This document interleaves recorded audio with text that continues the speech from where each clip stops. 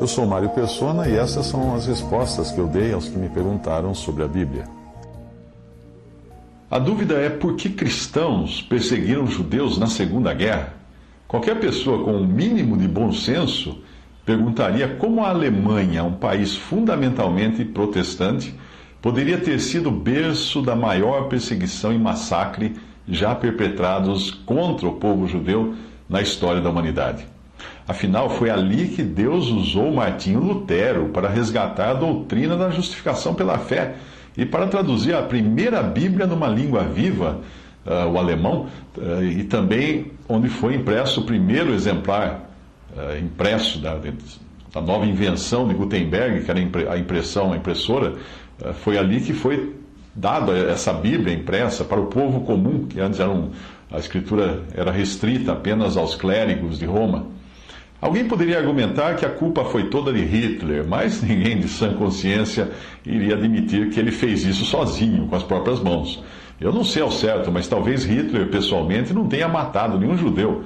Na Primeira Guerra Mundial, ele foi ferido 2 vezes, foi condecorado por sua bravura, mas como mensageiro e não como um soldado cuja função seria matar inimigos.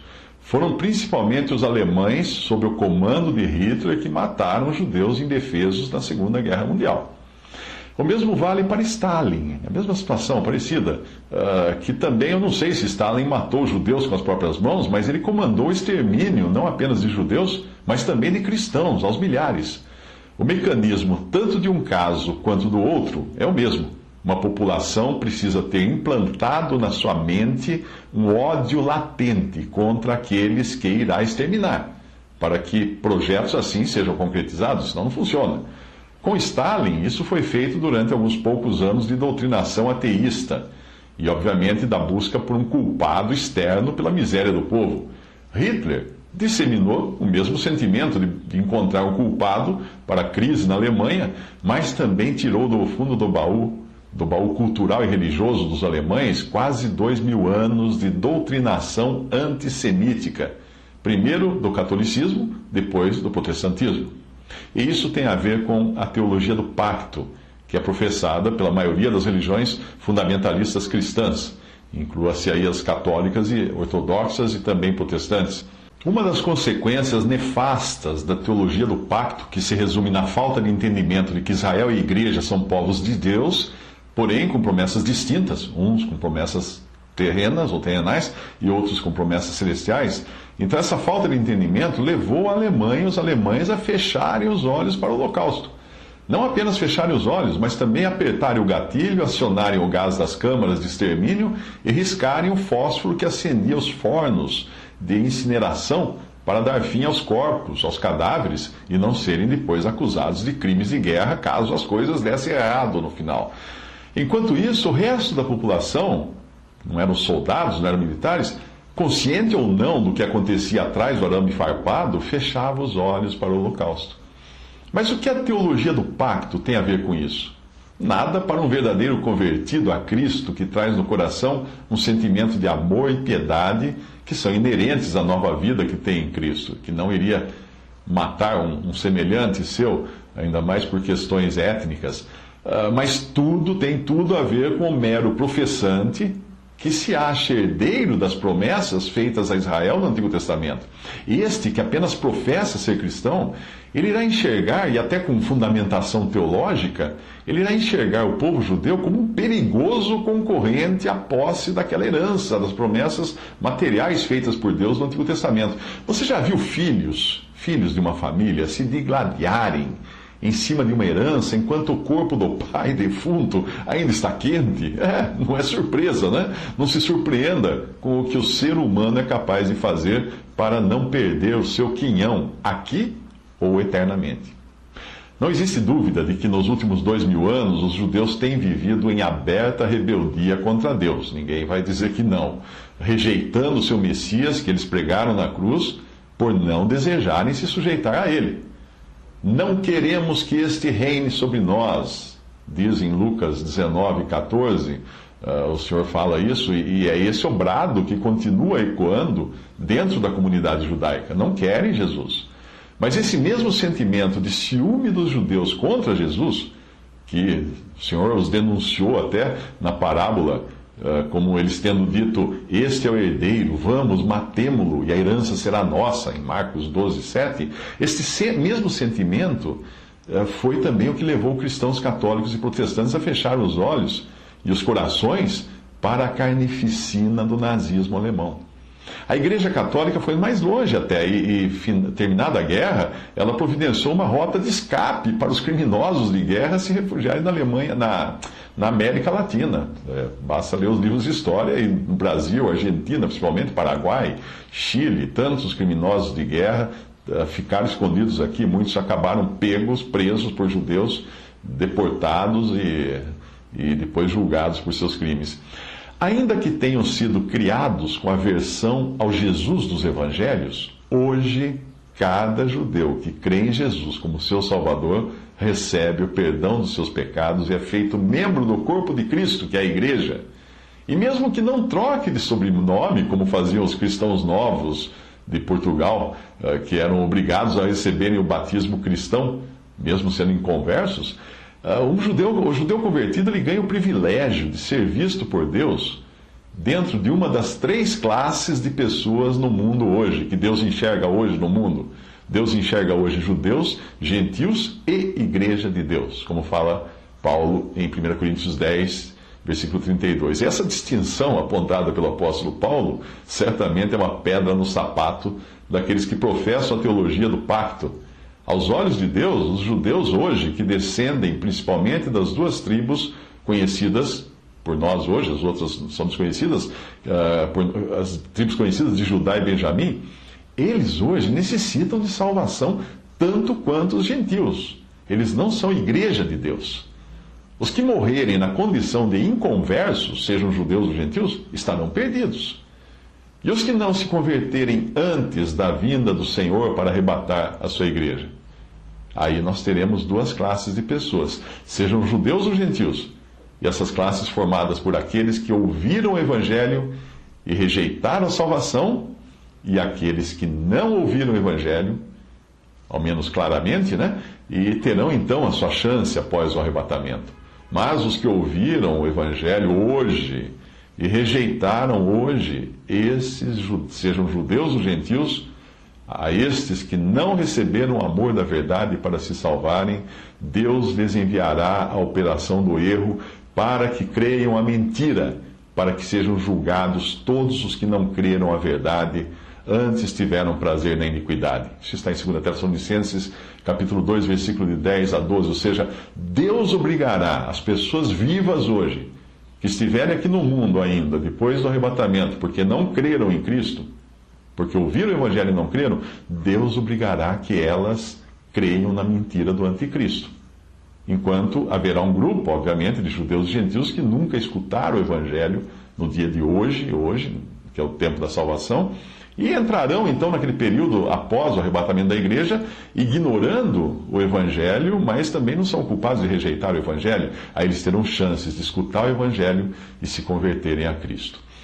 Nas palavras do Senhor Jesus, em Mateus 25, de 31 a 46, na sua vinda para reinar aqui na terra, após o arrebatamento da igreja, essas classes de pessoas estão representadas da seguinte forma: bodes são os perdidos que perseguirão os judeus convertidos a Cristo nos tempos de grande tribulação, independente do sobrenome que esses perdidos levam aqui nesse mundo. Ovelhas são os salvos dentre os gentios que entrarão no reino milenial de Cristo na terra.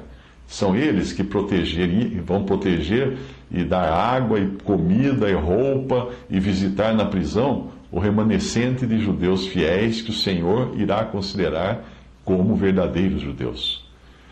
Pequeninos irmãos é a outra classe que aparece ali em Mateus 25. Quem são esses? São os que foram protegidos pelas ovelhas. Tal é a intimidade do Senhor com esses judeus que ele os chama de seus irmãos. Isso está em Mateus 25, versículo 40. Portanto, após o arrebatamento da igreja, nós veremos renascer o mesmo sentimento que existiu na cristandade na Alemanha e em outros países considerados cristãos. Então, a cristandade, que é vista como grande meretriz e grande Babilônia no livro do Apocalipse, terá domínio por um tempo sobre o poder secular, como aconteceu na história, em maior ou menor grau, nos últimos 2000 anos. Ali, em Apocalipse, nós encontramos a grande meretriz do poder religioso montada na besta do poder secular. Em Apocalipse 17, versículo 3. Nesse tempo, ela perseguirá ferozmente o remanescente de judeus fiéis, do mesmo modo como a cristandade europeia perseguiu os judeus na Segunda Guerra Mundial, ou mesmo antes, nos tempos de Inquisição. Mas, finalmente, a grande Babilônia, culpada por derramar tanto sangue inocente, não só de judeus, mas também de cristãos genuínos, ao longo dos últimos 2000 anos, será derrubada da sua montaria e será julgada por Deus. Isso você encontra no capítulo 18 de Apocalipse. Você talvez não concorde talvez com isso e ache um absurdo acreditar que pessoas que professam ser cristãs poderiam vir a fazer tamanha barbaridade no futuro, considerando o discurso do politicamente correto que hoje emana das grandes denominações cristãs, que protege os menos favorecidos, os rejeitados pela sociedade, os escravizados, etc. Você se esqueceu de dizer os pedófilos, os adúlteros, os ateus, desde que façam parte do clero. Essa é a realidade. A minha professora de história costumava dizer que nós estudamos história para conhecer o passado, entender o presente e não repetirmos os mesmos erros no futuro. Que me perdoe minha pobre professora, porque ela acreditava demais na humanidade. Se você conhecer um pouco de história das religiões cristãs e as doutrinas que cada uma professa hoje, verá que grande parte das denominações fundamentalistas acredita basicamente na mesma doutrina que os cristãos alemães, católicos e luteranos acreditavam nos tempos da Segunda Guerra Mundial. Ou seja, que a igreja é a sucessora, ou seria a sucessora de Israel, e seria, portanto, herdeira das promessas feitas àquele povo no Antigo Testamento, promessas terrenas, promessas materiais. Se assim é, nós voltamos ao que eu disse no início, sobre o sentimento que os herdeiros têm quando vem alguém dizendo ser herdeiro legal da herança. Este é o herdeiro, diz o Senhor Jesus em Marcos 12:7, na sua parábola. Este é o herdeiro, vamos, matemo-lo, e a herança será nossa. Se na parábola o Senhor Jesus estava se referindo aos judeus, no modo como enxergavam o Filho de Deus vindo a este mundo, o mesmo sentimento pode ser dito da cristandade professa em relação aos pequeninos irmãos que o Senhor irá introduzir no seu reino milenial, como herdeiros legítimos das promessas feitas a eles no passado. Deus não deixará de cumprir todas as promessas que fez ao seu povo de Israel aqui na terra. Mas quem realmente acredita na doutrina da substituição, ou seja, que Israel teria sido substituído pela igreja, que esta sim hoje seria herdeira legal das bênçãos materiais, quem acredita nisso seriam quem? Quem realmente? Quem? Bem, é fácil. Praticamente toda denominação que prega o evangelho da prosperidade, e basta você ligar a TV ou rádio para você encontrar muitos representantes dessa doutrina. Eles se acham herdeiros das promessas materiais feitas a Israel. Essas denominações da prosperidade não existiam antes, nos tempos da Segunda Guerra Mundial. Mas a doutrina era a mesma, professada pelas igrejas católicas, ortodoxas, luteranas, presbiterianas, anglicanas, episcopais, congregacionais, menonitas, reformadas, adventistas, nazarenas, metodistas, batistas, algumas batistas, etc. Nessa figura que você está vendo aí na tela, você enxerga quais são as que professam a teologia do pacto, que ensina que a igreja teria substituído Israel, ficando assim herdeira das promessas do Antigo Testamento feitas a Israel, não a igreja que não existia. E na mesma figura você vê as denominações cristãs que professam o dispensacionalismo, que ensina que a igreja é um povo distinto, é um povo celestial, é um povo com promessas espirituais nos céus, que não tem nada a ver com as promessas do Antigo Testamento, enquanto Israel, este sim, continua como o povo terreno escolhido por Deus, que irá desfrutar legitimamente das promessas de prosperidade material e terrena que Deus fez no passado para eles, quando eles entrarem no milênio. Essa figura é extraída do livro Teologia do Pacto ou Dispensações, de Bruce Anstey. A visão equivocada da igreja como substituta de Israel é tão antiga quanto muitos dos primeiros patriarcas do cristianismo. Muitas dessas denominações fundamentalistas, quando você mostra alguma coisa na Bíblia, eles correm para os primeiros pais da igreja para mostrar que o que eles ensinavam era isso e aquilo outro. Mas eles não tinham a palavra de Deus. A palavra de Deus está na Bíblia, é a Bíblia.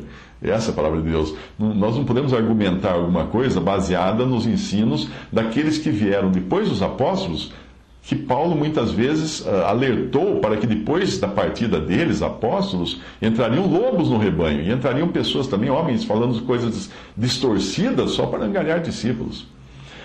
Mais tarde, essas doutrinas que começam lá atrás seriam também professadas pelos chamados reformadores, que apesar de terem sido muito usados por Deus para resgatar uma doutrina tão preciosa quanto a da justificação pela fé, nunca entenderam realmente o que era a igreja, a sua origem, o seu destino e as diferentes dispensações ou maneiras de Deus tratar com os seus diferentes povos aqui na Terra.